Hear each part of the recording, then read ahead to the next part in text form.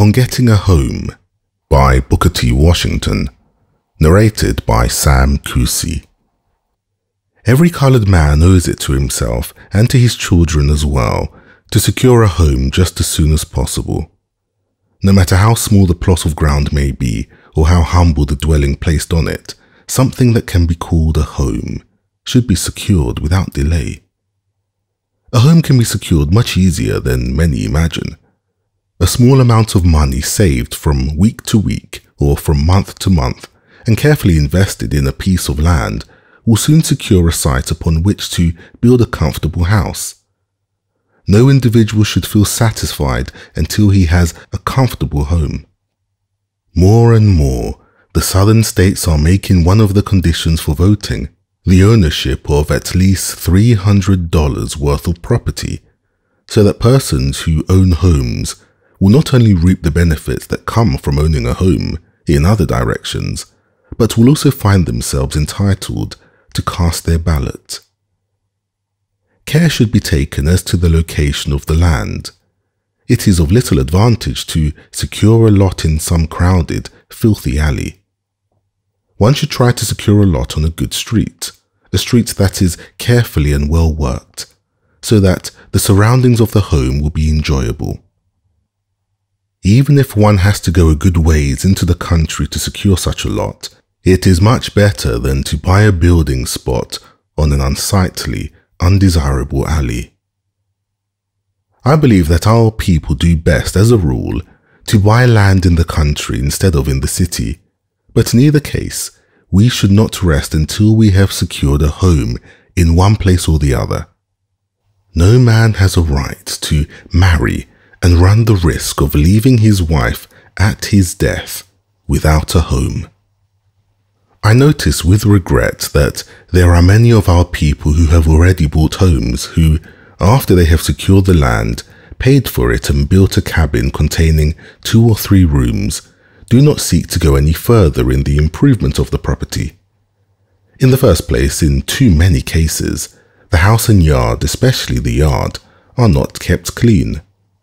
The fences are not kept in repair. Whitewash and paint are not used as they should be.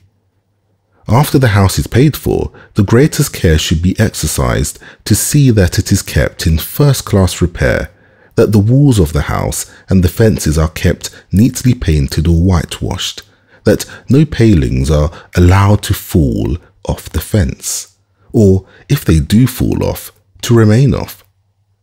If there is a barn or a hen house, these should be kept in repair, and should, like the house, be made to look neat and attractive by paint and whitewash. Paint and whitewash add a great deal to the value of a house. If persons would learn to use even a part of the time they spend in idle gossip or in standing about on the streets, in whitewashing or painting their houses, it would make a great difference in the appearance of the buildings, as well as add to their value.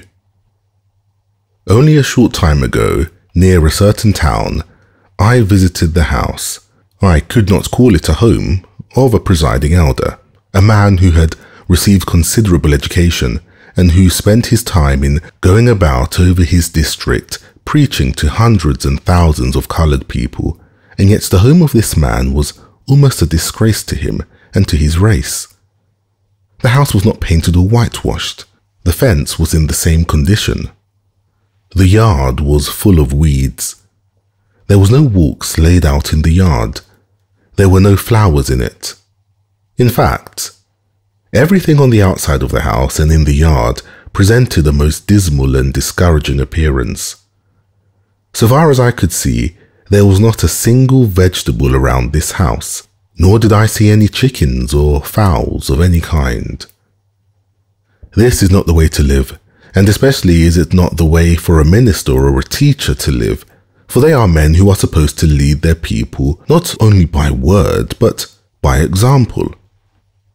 Every minister and every teacher should make his home, his yard, and his garden models for the people whom he attempts to teach and lead. I confess that I have no confidence in the preaching of a minister whose home is in the condition of the one I have described. There is no need why, as a race, we should get into the miserable and unfortunate habit of living in houses that are out of repair, that are not whitewashed or painted, that are not comfortable, and above all else, in houses that we do not own.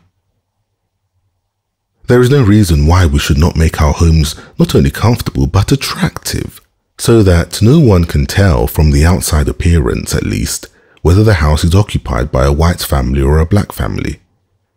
After a house has been paid for, it not only should be improved from year to year and kept in good repair, but as the family grows, new rooms should be added.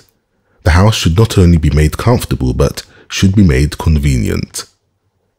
As soon as possible, there should be a sitting room where books and papers can be found, a room in which the whole family may read and study during the winter nights. I do not believe that any house is complete without a bathroom. As soon as possible, every one of our houses should be provided with a bathroom, so that the body of every member of the family can be baptized every morning in clean, invigorating fresh water. Such a bath puts one in proper condition for the work of the day, and not only keeps one well physically, but strong morally and religiously. Another important part of the home is the dining room. The dining room should be the most attractive and most comfortable room of the house. It should be large and airy, a room into which plenty of sunlight can come, and a room that can be kept comfortable both in the summer and in the winter. These suggestions are made to you with the hope that you will put them into practice, and also that you will influence others to do the same. They are all suggestions that we, as a race, notwithstanding our poverty, in most cases can find a way to put into practice. Every one of them should be taken up by our teachers, our ministers, and by our educated young people. They should be taught and urged in school, in church, in farmers' meetings, in women's meetings, and in fact, wherever the people of the race come together.